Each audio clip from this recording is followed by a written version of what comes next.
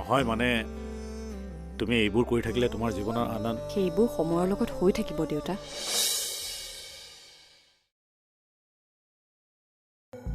সৰুৰে পৰা তোমালোকেই কোৱা শুনিছোঁ মোৰ মা দেউতা যিটো এক্সিডেণ্টত ঢুকাল সেই এক্সিডেণ্টত ময়ো হেনো গাড়ীত আছিলোঁ আৰু এজন মানুহে মোক বচালে কাৰণে মোৰ প্ৰাণ ৰক্ষা পৰিল। সেইটোৱে সঁচা। কথাবোৰ ডিটেইলছত জানিবলৈ মন যায় ককা, কিন্তু তুমি বেয়া পোৱা বুলিয়ে প্ৰত্যেকবাৰে কথাবোৰ সুধিবলৈ ৰৈ যায়।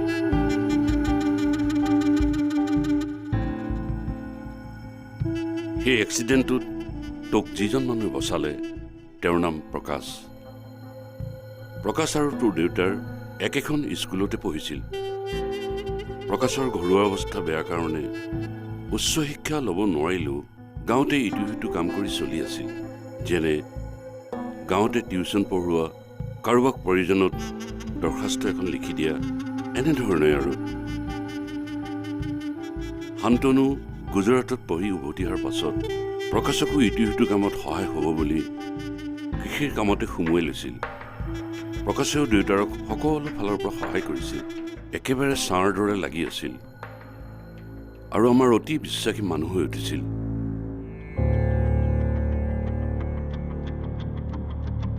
প্ৰকাশেও গাড়ী চলাবলৈ জনাৰ কাৰণে তোৰ দেউতাৰে নতুনকৈ কিনি অনা ভেনখন সিয়ে চলাই ইফালে সিফালে গৈছিল। ঘটনাটোৰ দিনা মন্দিৰলৈ যাওঁতে প্ৰকাশেও দেউতাৰ মাৰক আৰু তোক লগত লৈ মন্দিৰলৈ গৈছিল। মন্দিৰৰ পৰা উভতি আহোঁতে তোৰ দেউতাৰে প্ৰকাশে মনা কৰা স্বত্বেও জোৰকৈ গাড়ীখন চলাইছিল। পাহাৰৰ অকোৱা পকোৱা ৰাস্তাৰে আহি থাকোঁতে হঠাৎ শান্তনুৰ বিপদৰ সংকেত পাই তোক প্ৰকাশৰ হাতত দি গাড়ীৰ পৰা জাপ মাৰি দিবলৈ কৈছিল। অমান্তি স্বত্বেও তোক বচাবৰ কাৰণে প্ৰকাশে গাড়ীৰ পৰা জাপ মাৰি দিলে।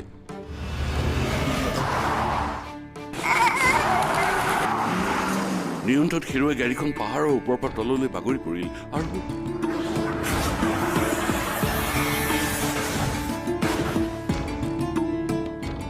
প্ৰকাশে তোক বচাইছিল ঠিকেই, কিন্তু শান্তনু আৰু শিখাক বচাব নোৱাৰিলে।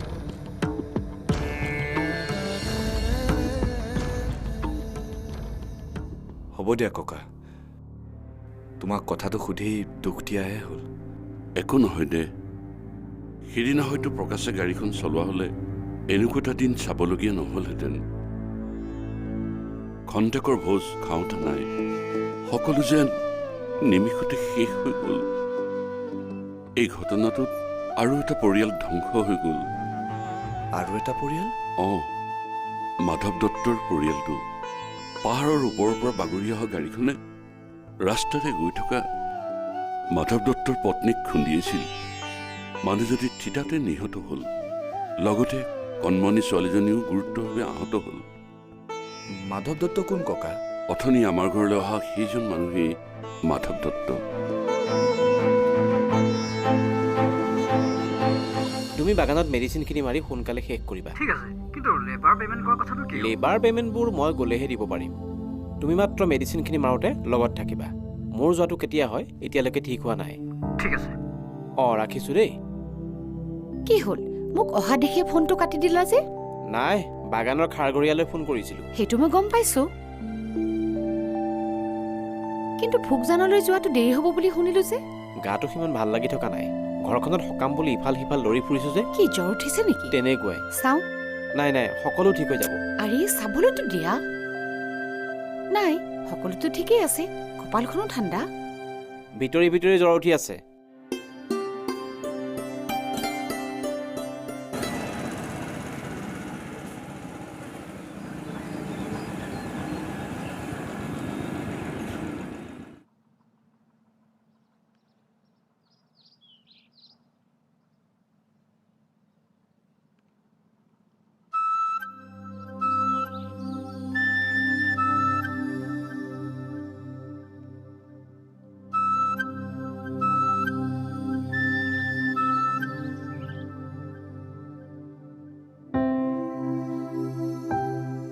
হেল্ল'?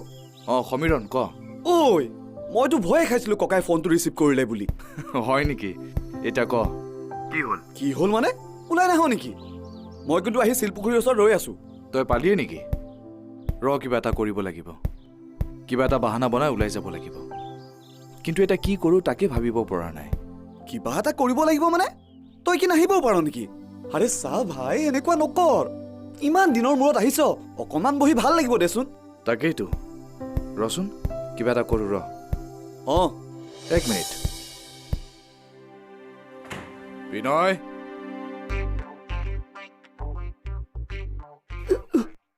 কি হ'ল? উঠা ঠুকাই আহিছে যে? মই মানে ককা মই কাম এটাত জড়িত হৈ আছো। কি কাম? কথাটো এতিয়াও ফাইনেল হোৱা নাই, মানে এনেকুৱা হ'বও পাৰে।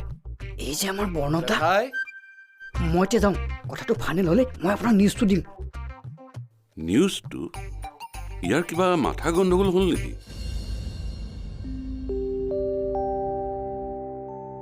ক'লৈ যোৱা? বৰ্ণভে মতা যেন শুনিলো। মই এতিয়া কি কৰোঁ বাৰু? গাটো বেছি বেয়া যদি থাকিবতো লাগিবই। তুমি কথাষাৰ হাঁহি ক'লা যে? নাই, এনেই। ৰ'বা, মই বিনয়ক ঔষধ আনিবলৈ পঠিয়াম। নালাগে নালাগে, তুমি মাত্ৰ দেউতাক ক'বা মোৰ গাটো বেয়া হোৱাৰ কাৰণে মই কেইদিনমান ইয়াত থাকিব বিচাৰিছোঁ।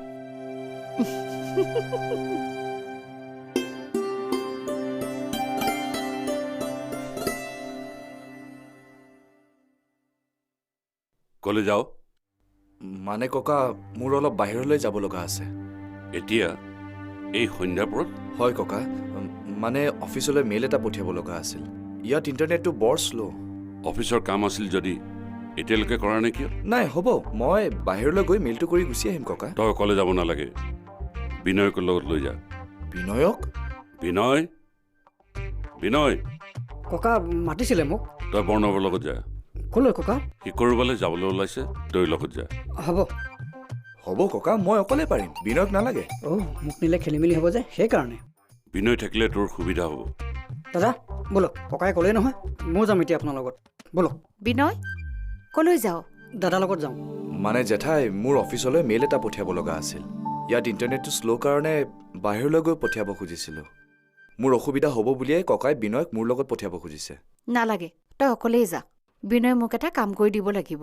বিনয়, তই এটা কাম কৰচোন। তই ভিনদেউৰ হাতৰ পৰা প্ৰেছক্ৰিপশ্যনখন লৈ ফাৰ্মাচী এখনৰ পৰা মোক কেইটামান ঔষধ আনি দে। হ'ব। কিহৰ ঔষধ? মই গৈ থাকোঁ নেকি জেঠাই? মানে যাম আৰু আহিম। যা, কিন্তু মনত ৰাখিবি, ফোন কৰি যাতে আকৌ মাতিবলগীয়া নহয়।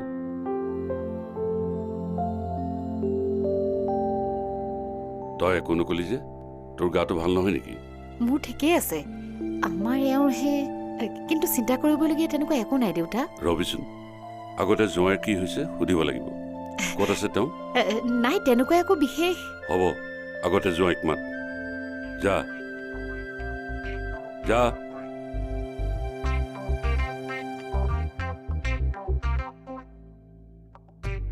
তুমি শ্ৰুতিক কিবা সুধিছিলা নেকি? ৰ'বাচোন, তাই ঘৰ পাইছেহিহে।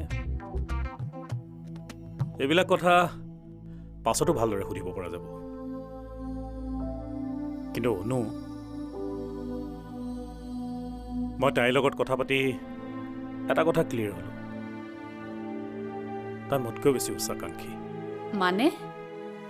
মানে দেউতা, মই অলপ ওলাই যাওঁ। ক'লৈ যোৱা? নাই, এনেই। দেৰি হ'লে টেনশ্যন ল'ব নালাগে। হ'ব, যোৱা মা। দেউতা, মই গাড়ীখন লৈ যাব পাৰিমনে? চিয়'ৰ, কিন্তু বেটা ড্ৰাইভ শ্ল'। ড'ণ্ট ৱৰি দেউতা, পাৰিমতো। বাই দেউতা। বাই। বাই বাই মা।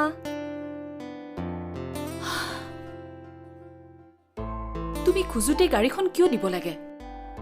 মোৰ হ'লে বৰ ভয় লাগে। একো নহয় দিয়া, মোৰ ছোৱালীৰ ওপৰত মোৰ সম্পূৰ্ণ বিশ্বাস আছে। আৰু শুনা, মোৰ ছোৱালী হৈ যদি অলপমান সাহসী নহয়, তেনেহ'লে মোৰ ইমান ডাঙৰ বিজনেছ কোনে চম্ভালিব?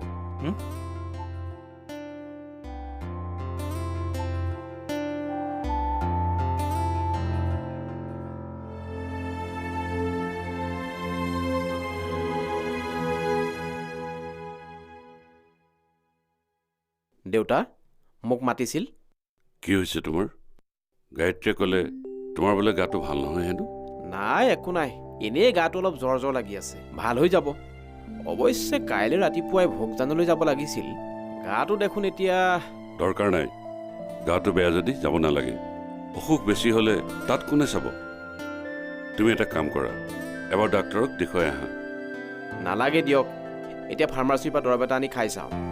ভাল নাপালে কাইলৈ এপাক দেখাই লওঁ। কিয় মই বিনয়ক আপোনাৰ ওচৰলৈ ঔষধ আনিবলৈ পঠিয়াইছিলোঁ দেখোন। নালাগে হে, মই নিজে আনি ল'ব পাৰিম দিয়া। বাৰু তুমি বহাচোন।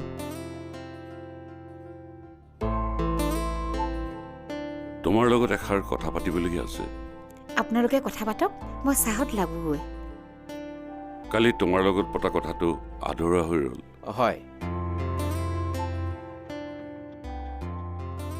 খাউণ্ডে আমাৰ মাটিখিনিত কিবা ফেক্টৰী বনোৱাৰ কথা কৈছিলা যে? হয় দেউতা, 25 বিঘাকৈ মাটি জানো এনেকৈ এৰি দিব পাৰি? তাতে কাগজে পত্ৰইতো মাটিখিনি আমাৰেই। তাকেইতো, কিবা এটা কৰিব লাগিব। খবৰটো পাই 2জনমান মানুহক খাউণ্ডৰ ওচৰলৈ পঠাইছিলোঁ। তেওঁলোকে বোলে বৰ বেছিকৈ ভাবুকি দিছে। মই ভাবিছোঁ এতিয়া পুলিচৰে সহায় লওঁ নেকি। কথাটো ডাঙৰ হৈছে যেতিয়া থানাত এজাহাৰ এখন দিব লাগিব। হয়, তুমি বৰ্ণৱক এতিয়াই কথাবোৰ ক'ব নালাগে। যি কৰোঁ মই কৰিম। তোমাৰ যদি গাটো ভাল নহয়, যোৱা ঔষধ এটা খাই লোৱা। হ'ব দেউতা।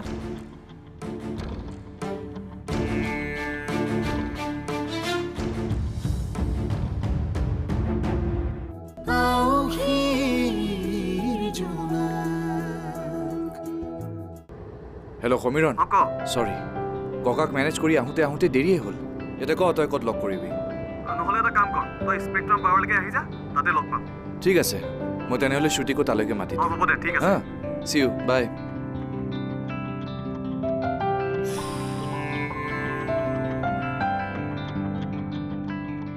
ঐ, মই কথা এটাত আচৰিত হৈছোঁ। আচৰিত? কিয়? মানে তোৰ আৰু শ্ৰুতিৰ মাজৰ ৰিলেশ্যনটো ইমান দূৰ কেনেকৈ আগবাঢ়িলে? আই মিন, তই শ্ৰুতিক ভাল পাৱ? Of course dude, we are in a live in relationship. কি? আচৰিত হৈছ কিয়? মুম্বাইততো এইবোৰ সৰু কথা, আৰু গুৱাহাটীতো এইবোৰ ডাঙৰ কথা নহয়। তই হয়তো এইবোৰৰ পৰা আঁতৰত থাক কাৰণে তোৰ দিগদাৰ লাগিছে। কিন্তু কেতিয়া, কেনেকৈ? মোৰ ভালদৰে মনত আছে, আমি যেতিয়া কলেজত আছিলোঁ তাই আমাতকৈ জুনিয়ৰ আছিল। তেতিয়াতো এইবোৰ একো নাছিল। নাছিল? নে তেতিয়াও আছিল? তইহে মোৰ পৰা মানে কথাবোৰ লুকুৱাইছিলি। নহয় অ', কলেজত থাকোঁতে আমাৰ মাজত একো নাছিল।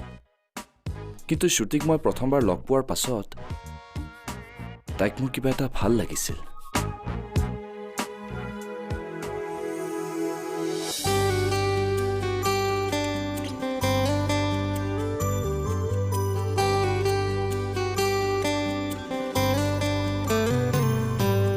দুচকুৰ সজল সজল মায়া, দুচকুৰ সজল সজল মায়া, ভাল লাগে জানা।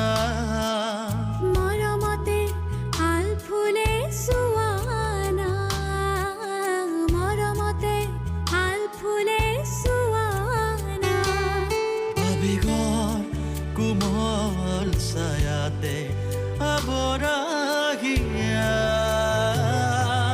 দুবাহুতে জিৰাবলৈ দিয়া না,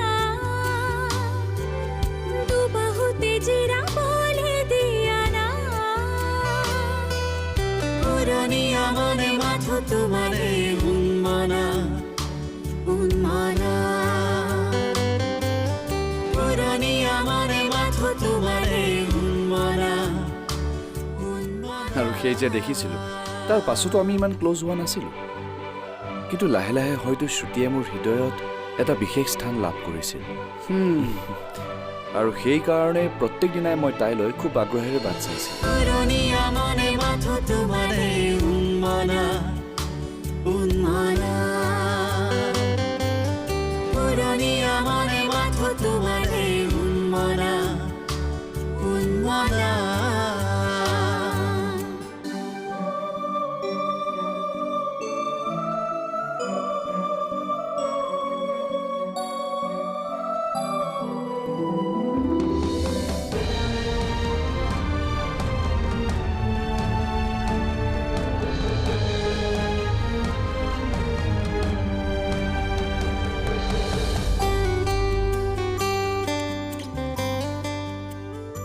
চকুৰ চিনাকি হ'লেও মনৰ চিনাকি হ'বলৈ আমাৰ কিছু সময় লাগিছিল। গ্ৰেজুৱেশ্যন কৰাৰ পাছত মই MBA কৰিবলৈ বেংগলোৰলৈ গ'লোঁ, আৰু তাই ফেশ্বন ডিজাইনিঙৰ কোৰ্চ কৰিলে ভগৱানৰ কৃপাত মুম্বাইত আমি একেটা কোম্পানীতে জব পালোঁ তাই এজ এ ফেশ্বন ডিজাইনাৰ আৰু মই এজ এ মাৰ্কেটিং মেনেজাৰ আৰু লাহে লাহে তহঁতি দুয়োৱে অসমৰ বুলি জানি প্ৰথমতে চাগে চিনাকি হলি মুম্বাইত তই শ্ৰুতিক দেখি তোৰ পুৰণি প্ৰেম জাগি উঠিল তাৰ পাছত লাহে লাহে ধেমালিৰ চলেৰে শ্ৰুতিক তোৰ পুৰণি কথাবোৰ কলি শ্ৰুতিও তোৰ কথাত ইম্প্ৰেছ হ'ল এনেদৰে তহঁতি দুটা বেছি অন্তৰংগ হৈ পৰিলি এদিন শেষত তোৰ প্ৰেম তাৰপিছত দুয়োটাই চাগে ডিচাইড কৰিয়ে পেলালি যে দুয়োটাই একেলগতে থাকিবি একজেক্টলি একচুৱেলি শ্ৰুতিক লগ পোৱাৰ পাছত মোৰ লাইফটো অলপ সলনি হ'ল আমাৰ দুয়োৰে বহু কথাত মনৰ মিল আছিল চ' উই ফাইনেলি ডিচাইডেড যে আমি আমাৰ সম্পৰ্কটো আৰু আগবঢ়াম কিন্তু তইতো ককাক আৰু যদি ককাই কিবা কাৰণত এইবোৰ কথা গম পায় আৰে ককাই থৰি না গম পাব ককাই এইবোৰ কথা কোনোদিনে নাভাবে এনেও ইন ফিউচাৰ মই অসমত নাথাকোঁ মানে চা এইবাৰ মই অসমলৈ এটা প্লেন লৈ আহিছোঁ যদি এই প্লেনটো ছাকচেছফুল হয় তেতিয়া আৰু অসমলৈ মোৰ বৰ বেছি অহা নহ'ব কি প্লেন ককা আজি আছে কাইলৈ নাই ককা আছে কাৰণেতো আহোঁ নহ'লে প্লেনটোতো কহ আৰে কম তই পেকটো ল না excuse me sir repeat please বৰণীয়া মোৰ বকুল মলয়া জোৰণীয়া জেনাকু